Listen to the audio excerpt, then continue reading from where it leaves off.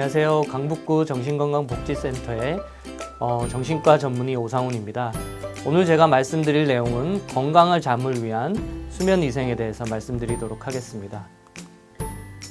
수면, 즉 잠은 굉장히 중요한 역할을 가지고 있습니다. 첫 번째로는 우리가 잠을 자는 동안 신체는 휴식을 하게 되고 재충전을 하게 됩니다. 그래서 잠을 잘 자야지 다음날 일어났을 때 다시 또 움직일 힘이 생기는 거죠.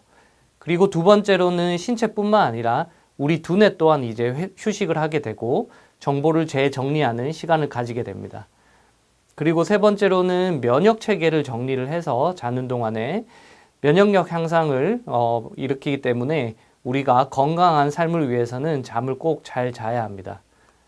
그러나 어떤 조사에 의하면은 5명 중에 1명은 이제 잠을 잘 못 자는 수면 장애를 앓는 것으로 되어 있습니다.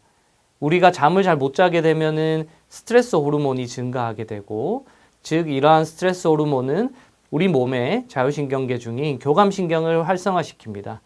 이렇게 되면은 고혈압, 비만, 당뇨병 등 성인병의 원인이 된다고도 알려져 있고요. 그리고 아까 수면의 기능 중에 면역력을 재정리한다고 말씀드렸죠.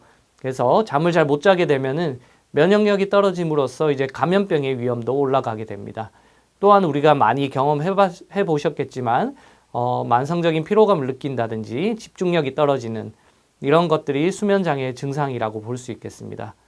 오늘 제가 말씀드리고자 하는 주요 내용은 이렇게 중요한 잠을 잘 자기 위해서 어떤 식으로 좀 습관을 가져야 되는지, 어떤 부분들을 좀 유의를 해야 되는지에 대한 그런 지침인 수면 위생에 대해서 말씀드리겠습니다. 첫 번째로는 침대에서 보내는 시간을 제한하고 규칙적인 수면과 기상 사이클을 유지해야 합니다. 우리가 침대에 오래 누워 있으면은 피로가 풀리지 않고 오히려 더 피곤해지는 것들을 느낄 수 있을 겁니다. 그렇기 때문에 규칙적인 것이 굉장히 중요하고요.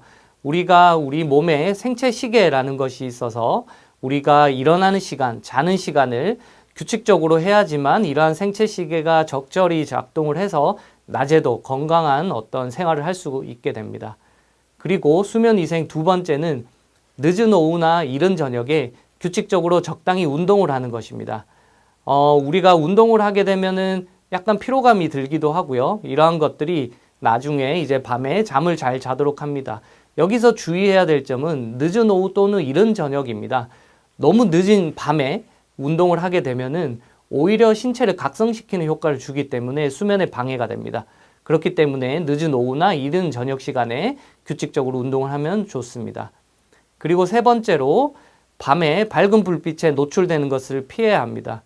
우리가 불빛에 노출이 되게 되면은 우리 생체에 저절로 나오게 되는 수면 호르몬 중에 하나인 멜라토닌이 이제 그 균형이 깨지게 됨으로써 우리가 잠에 방해가 되게 됩니다. 그렇기 때문에 밤에는 되도록 밝은 불빛에 노출되는 것을 피하도록 해야 합니다.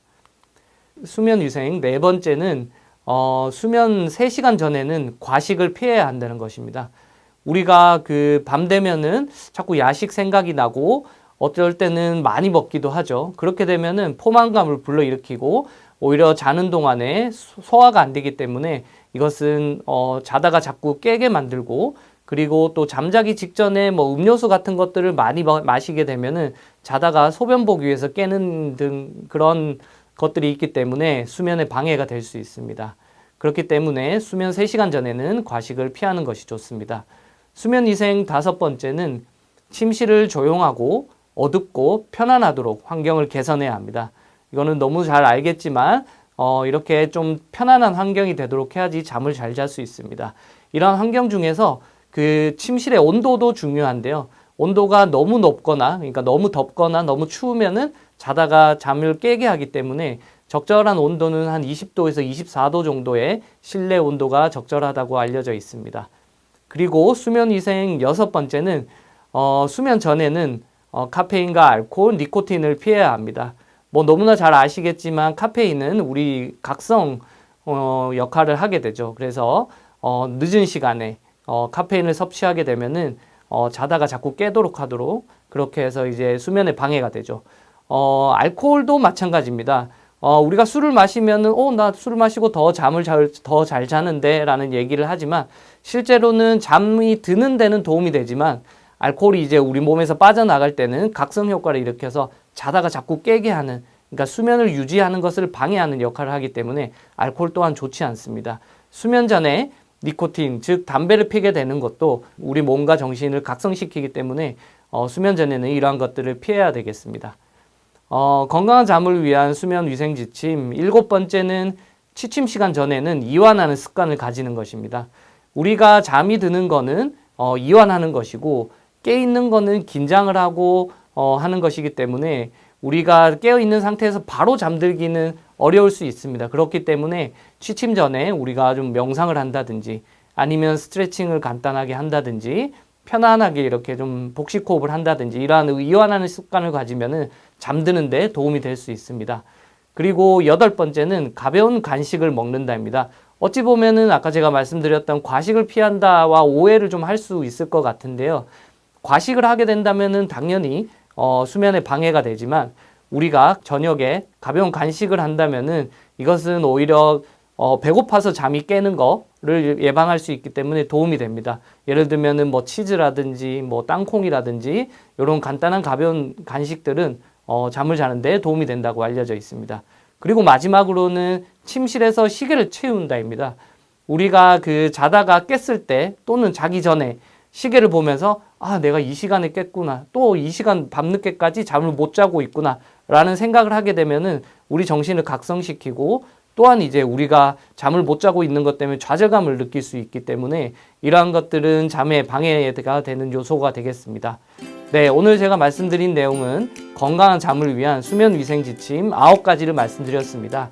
이러한 부분들을 잘 지킨다면은 우리가 흔히 말하는 꿀잠을 잘 수 있는 그런 환경이 될 수 있습니다.